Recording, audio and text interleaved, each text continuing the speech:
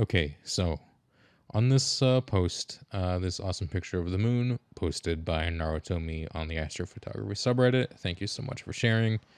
I mentioned two areas of improvement that I think could be made here. Those being chromatic aberration and what I referred to as stacking squares.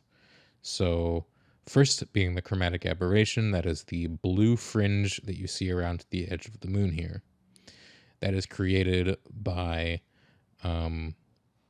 light passing through lenses refracts into different areas depending on the wavelength of light. So, because they mentioned that they are using a Newtonian reflector, the telescope will not be creating these chromatic aberration. It will be most likely due to the 24 millimeter eyepiece or possibly the lens on the iPhone, although I think the eyepiece would be the more likely suspect here. If you were to be using a refractor telescope that uses lenses, it would also be producing some chromatic aberration. So ways you can reduce this is by raising the f-stop. So the f-stop is how much light the camera is taking in, how wide open the aperture is. If you have it set to something like 5.6, it will be creating more of this chromatic aberration. You go down lower to smaller f-stops, it'll create more. But if you raise it up to something like f8, it will create less. Some examples from my own pictures. This particular camera, which is a point and shoot camera with a zoom lens, not a telescope, is creates a green fringe going towards the inside. So you can see all this green around the edges here.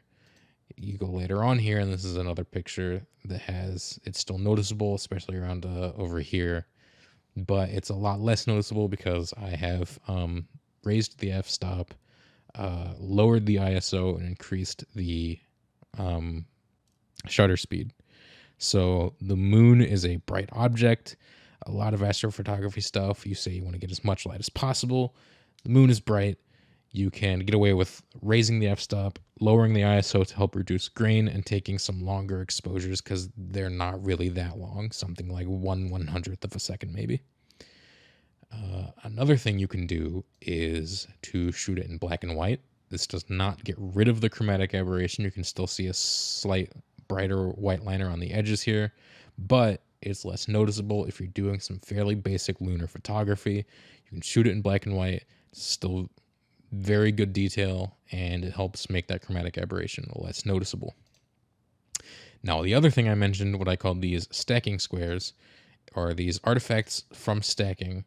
They're most noticeable here up in this corner, but you can see them pretty much all the way around the edge of the moon here, and you don't see them much towards the center. And the reason for that, I believe, is these squares are likely created by field rotation.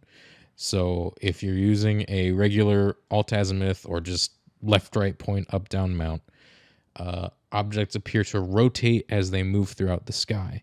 An equatorial mount eliminates this, but on a more common alt-azimuth mount, after a few minutes, sometimes maybe as little as 3 minutes, sometimes more like 6 or 8 minutes, if between your first image and your last image, you start to get issues with these. And how to reduce this is just take your images more quickly, use less images for stacking, taken within a shorter time span.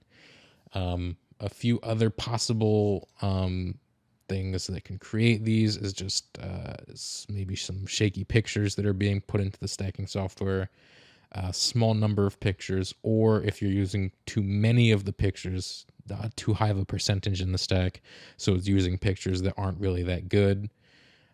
You can also make the size of the alignment boxes smaller, or raise the minimum brightness so it's placing them not as close to the edge, although that's mostly a fix for if you're having issues along the terminator line here, but it should help some as well around here.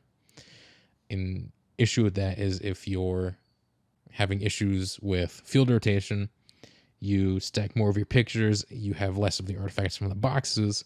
But if it's taken over a long enough period of time, you can start to have some features of the moon doubled. So that's not a good look. But I hope that helps explain things some. If you have any more questions, feel free to ask. I would be happy to try and answer them.